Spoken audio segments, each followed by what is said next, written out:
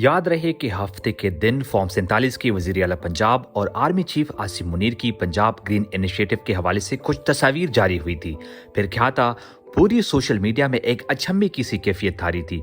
तनकीद का महवर वो 2 से 3 तस्वीर थी जिसमें मरियम सफदर साहिबा गैर जरूरी तौर पर शर्मा रही थी। आम पाकिस्तानियों के लिए ये समझ से बाहर थी कि भला इतनी मैच्योर खातून और मुल्क के आर्मी चीफ एक बाज़ाफ्ता सरकारी प्रोग्राम इतनी गैर जरूरी बेतकल्लुफी का मुजाहिरा कैसे कर सकते थे, जिस पर मुल्क के आर्मी चीफ को गुस्सा चढ़ा और एक बयान में उसने तस्वीर पर होने वाली तनकीद को तजलील और गुस्ताखी की मुतरादिफ करार दिया। इस बयान में मौसूफ कुरान करीम की कुछ आयात फरमाते हुए भी सुने गए।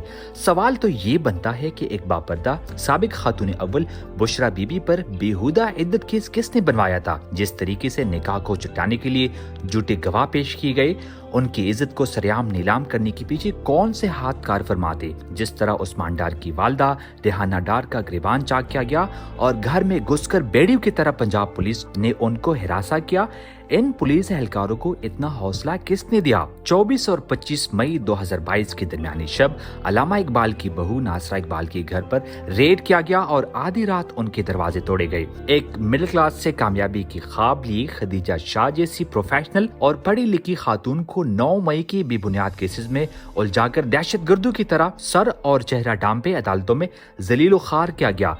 सवाल तो ये भी पूछा जाएगा कि हु आर यू जब पीटीआई रहनुमा हाजी इम्तियाज और हाजी एजाज की ज़ईफुल उम्र 100 साल से जायद माँ को किस तरीके से बिस्तर से गिराया गया, ठुड्डे मारे गए और उसी घर की 9 साल बच्ची से किस बेहूदगी और बदसलूकी का मुजाहिरा किया गया। गोया नानी परनानी नवासी समेत किसी भी रिश्ते का लिहाज नहीं किया गया। सवाल तो ये भी पूछा जाएगा कि किसने डॉक्टर यास्मीन राशिद जैसी शख्सियत को 2 साल से वाहियात किस्म के 9 मई के केसेस में पाबंदी सलासल किया।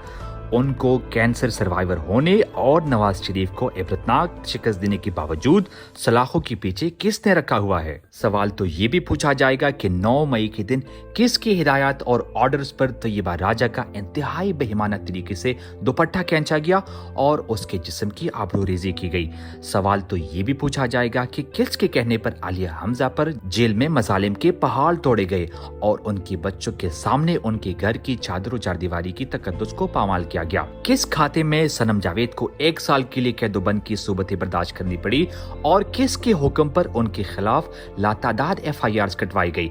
सवाल तो ये भी पूछा जाएगा कि इस्लामाबाद में डरने की गर्ज से आई बलोच खवातीन पर दिसंबर की ठंड रात में ठंडे पानी से धुलाई किसके हुक्म पर की गई। और तो और कई दहाइयों से बलोच खवातीन के साथ क्या कुछ नहीं किया गया।